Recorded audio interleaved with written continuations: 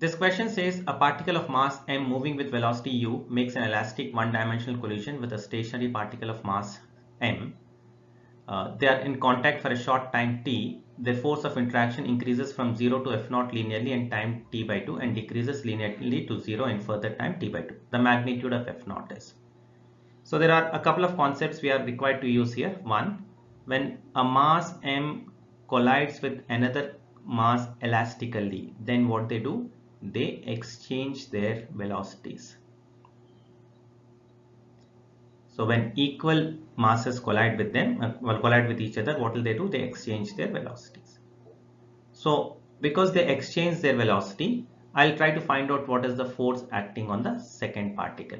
So what is initial momentum of the second particle? P2, I'll say initial is 0. What is final momentum of the second particle? Final momentum of the second particle is how much? It is m into u, because initial velocity of this was 0 and this was u and this was 0, they exchange. So what is the net change in momentum? Net change in momentum is equal to mu. This is what is the net change in momentum. Now what is the force applied on it? Now till when this momentum change is occurring, so the force of interaction increases from 0 to f0 linearly in time t by 2 and decreases linearly to 0 in further time t by 2. So how is this force of interaction acting? I'll try to just draw a graph for this. So it increases to this value f0 and then decreases. This is how much? F0. And this is how much t.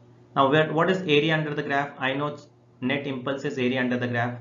This is a right angle triangle, so area is half, base is t and height is f0. So from these two things, I'll say this one is equation 1 and this is equation 2. So that would imply mu equal to half into f0 into t. So from this, f0 would be equal to 2 mu by t. So the answer for this question is f0 equal to 2 mu by t. That is option B. Hope you could follow this. Thank you very much.